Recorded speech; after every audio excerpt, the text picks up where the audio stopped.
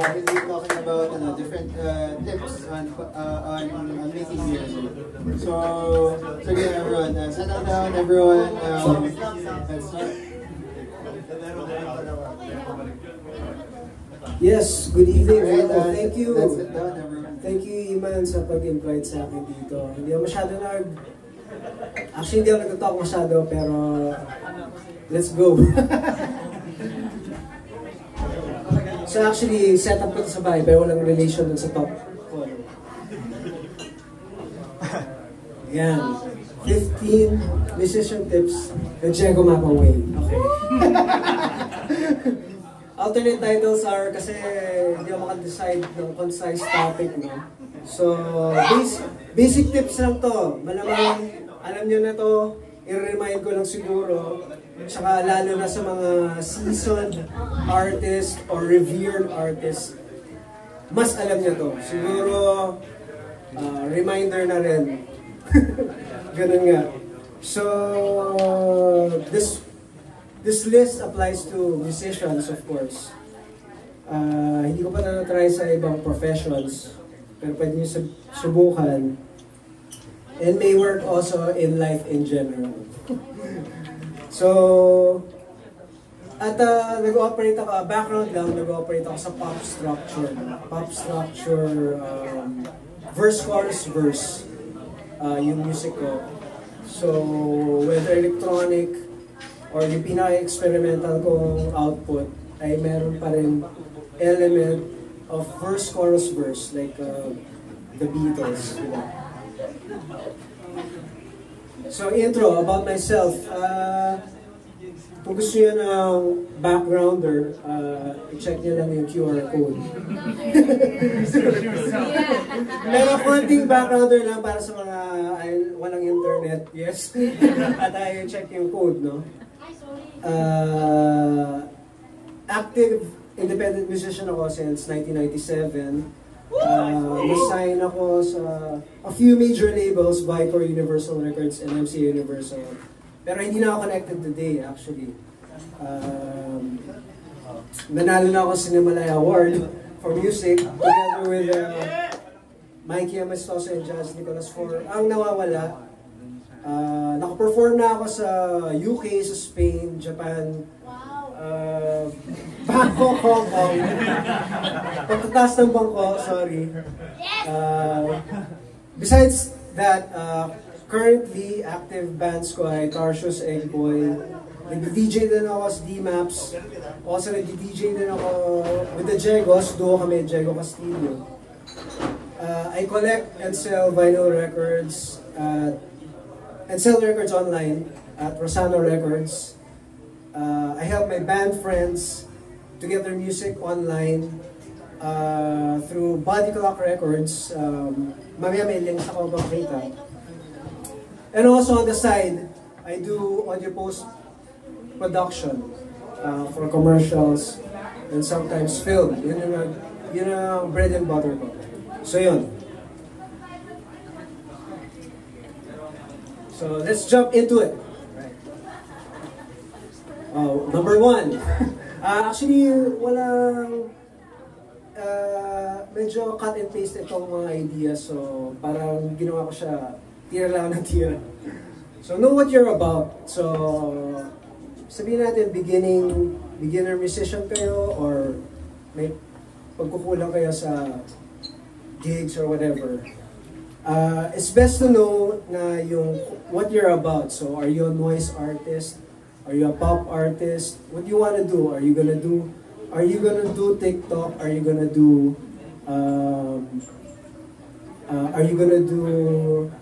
Wish Bus? Are you gonna play in the noontime shows?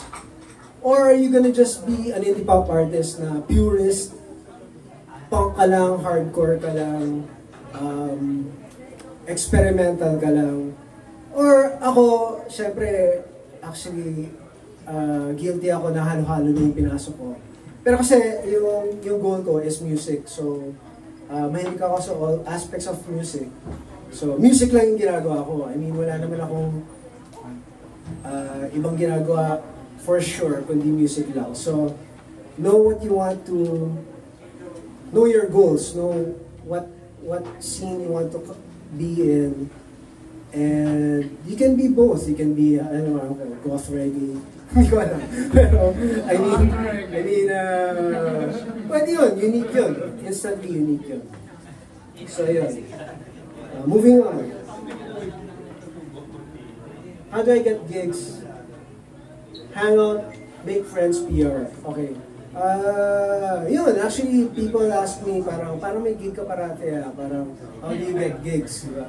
So, you hang out in the venues that you like, the prods that you like, and then make friends there, and magpakita ka lang doon pagka yung mga idol mong musicians, kaya ka pupunta doon, di ba? Para panoorin yung idol mong musician, or tatlo sila doon na banda na gustong-gusto mo, at idol mo sila, at hindi ka makapasok sa eksena nila. A way na pwede ka makapasok is to go to their gigs, pay for gate fees, and do a little PR. Okay, PR, sabihin niya na parang nakaka-turn off naman yung PR, ano yung PR na yan. Parang, actually mag-happy birthday ka lang, PR na yan, diba? So, happy birthday! Maalala ka na, oh, thank you, so yun, nag-PR ka na, maalala ka na. Or, yun, even then saying na maganda yung set nila, or acknowledging their gear, yun ay PR na. And then, kung nandun ka parate sa most, every day, I'm sure makakuha ka ng gig doon end of the week or next week if you really pursued it. So number 3, how do I promote myself? Organic promotion is the best. So, organic promotion. Organic promotion is also, di ba, pag i-email mo yung friend mo ng bago mong music, or ito yung aking page, or gig, okay, that's organic promotion. Ginagawa ko yun, I experienced that from friends. Pero also, is operating within your social media sites. So, these social media sites, kayo yung king eh. So, kaya dito kayo nagpa-perform, or nagpa-post ng iyong mga gigs, and stuff like that. So, that's organic promotion within your realm of social media. It's okay to blast there kasi kung sino man nagpa-follow sa'yo, ay malamang ngayon naandun para sa'yo, di ba? Hindi naman sila naligaw doon dahil hindi ka na na-trip unless na nanakawan ka ng stuff or so use tools. Sige, use tools. Pero it wouldn't hurt to boost. Sige, sinabi ko na organic promotion. But it wouldn't hurt to boost nga, di ba? Nakikita natin yung boost. Pero use it in your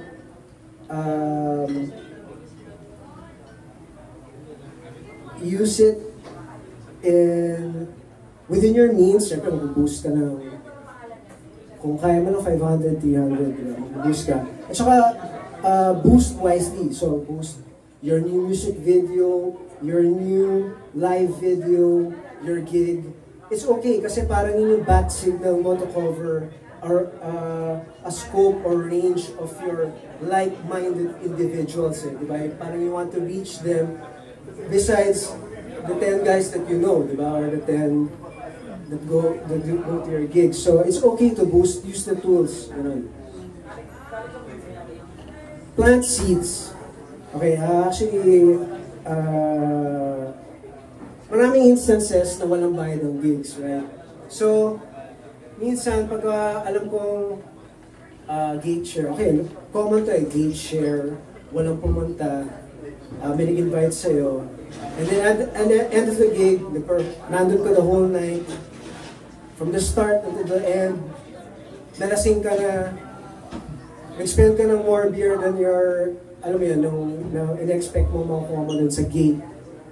Pero, the next day, may message ka ng promoter, sorry, wala tayong kinita eh. Binayaran ko yung bar guarantee at wala tayong nakuha. So, syempre nakakadismaya. Shit, parang dami ko nang inom kagabi na binayaran ko. Anyway, so, so ibig sabihin nun, but you planted a seed kasi yung promoter niya na banda na paborito mo siya, gusto mo yung music niya, nandun ka dahil umuho ka sa gig niya dahil gusto mo siya. Nag-plant ka ng seed kasi next time, makukuha mo siya in your gig to play. At pagka yung gig mo, walang kinita, okay lang yun. Right? So, nag-plant ka ng seed. And, yun. So, may ways of planting seeds. Like, may nagper-perform, wala siyang pick, taputulan siya ng bass string or guitar strings. May gitara ka, pinahiram mo cymbals. Ayun, nag-plant ka ng seed, naalala ka na niya. Okay, it's okay to have a day job. So people are saying na parang, hindi, rock and roll tayo, ganyan. Maraming mga ganun eh. Of course, paano ba? Bakit ba tayo nag-day job? Siyempre, para na ma-support natin yung craft natin. Diba? So, siyempre, bibili ka ng effects. Yun ay part ng ginagawa mo, diba? Yung effects, yung guitar cables na yan, yung gear na pinaghirapan mo para mabili mo yung example ng 50,000 gear na yan, yan ay dahil itatrabaho mo yan at dadalhin mo yan in another level at kikitain mo yan in some other way with planting seeds and whatever. Parang gano'n. So, it's okay to have a day job. Yun. If you're still living with parents, and you have their love and care, maybe it's okay not to have a day job. But enjoy mo yung company ng parents nyo. Pero okay din mag-take summer jobs and, you know, tulungan nyo naman sila, di ba? It could be something or it could be nothing. Actually, natutunan ko daw kay Kevin De La Cruz, no? So, yung director, broadcast, sabi niya sa akin, may gagawin tayo, it could be something or it could be nothing. Okay, so, parang, so when you're executing a project or something that you're not very 100% on what you're doing, or parang it won't graduate to anything great that will hit the radio stations or whatever, okay lang yun. Because, yun yan, the nothing things are the more cooler stuff of your repertoire. And minsan pa nga yung mga pinakasikat mong stuff na pumapatok ay yung pinakabaduy mo. So, yun. So, tandaan nyo lang, it could be something or nothing. Don't care what other people say. So, alam naman natin yan. So, actually, pag masyado nyo pinag-iisipan yung what other people say, parang spotlight effect lang yan eh. Parang psychological mindset na you think that they're talking about you. When you enter the classroom, di ba, you're late. All the doors are closed, you entered in front. And then, nakakaya. Pero actually, lahat ng classmates mo, wala silang pakialam na late ka. Gusto lang, umupo ka na, di ba? So, parang na spotlight effect ka lang eh. So,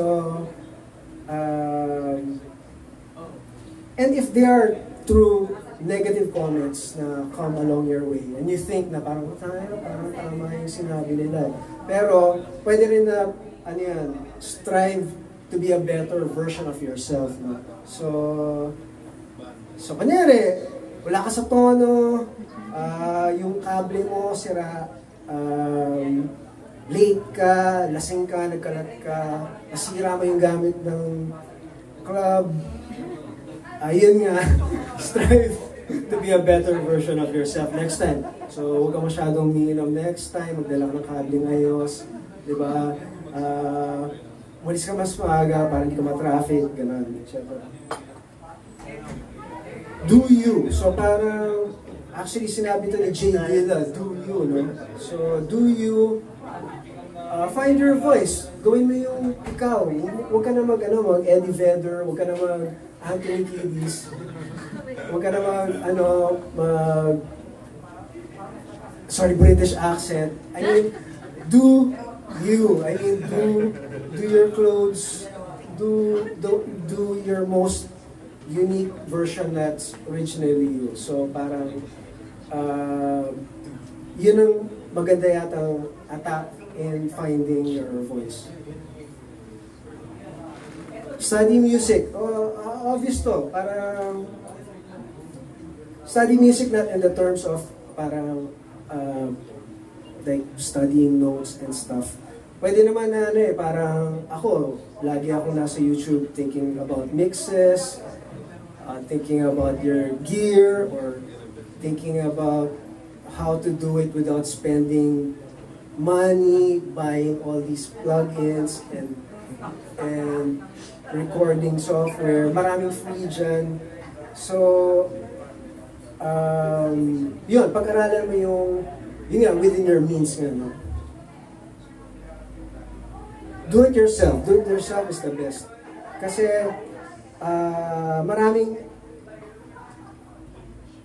may nagsabi sa mga kaibigan ko na parang mahina naman ang gig namin, wala kami nakuha ang gig na matino, wala kami gig na maganda yung acts, walang magandang exposure.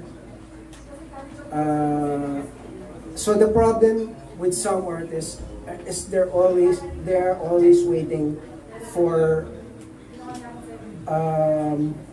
opportunity, or parang ma-discover kayo, di ba? Parang na-discover na kami, parang ganun.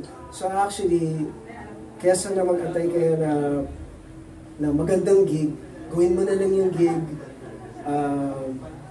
May ways to do that, na get friends to help you, make your own music video, make your own out-of-town gigs.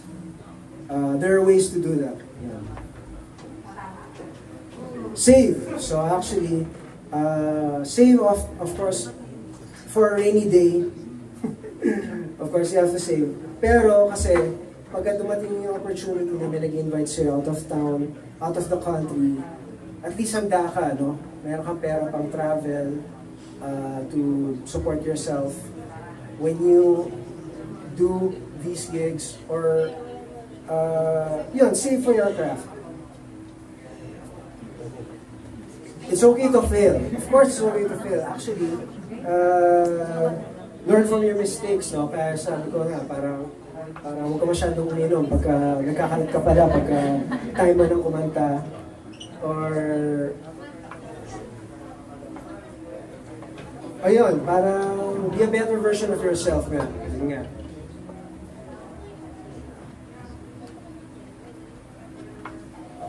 Nasa 14 na. Second to the last na to. So if your music does not make it today, your legacy still has a chance to make an impact in the future generations to come. So actually, so kanyari, lahat itong 13 point pangangaral ko ay hindi na mag-work. At in-apply nyo na at hindi pa rin kayo sumikat or whatever. Okay lang yan. Kasi yung kung naman yung ginagawa ninyo na do you, na your original stuff, na in-apply nyo na, ay hindi pa rin ang work, okay na mag-set back. Kasi tandaan nyo si Rodriguez, Sugarman, or Van Gogh, diba? Parang Silver Apples, Can, The Shags, lahat ito ay sumikat na like 5 decades later or 100 years later. Kasi ngayon lang sila na-discover nila na cool yung music ninyo. So, if you don't make it today, maybe yun, in the future. You still have a chance in the future. Yun, last, enjoy. Siyempre, all these failures, pag dinaanan mo tong lahat ng failures na to, kung nag-fail ka, lahat na bumagsak ka, along the way, you must enjoy kasi you're spending your time with friends, performing in public. Isipin niyo na lang yung pandemic, sa pader kayo tumutugtog with a laptop, di ba? And then nag-aantay ka ng comment na, uy, galing mo. So ngayon, nasa labas tayo, enjoy nyo lang kahit konti lang yung nanonood.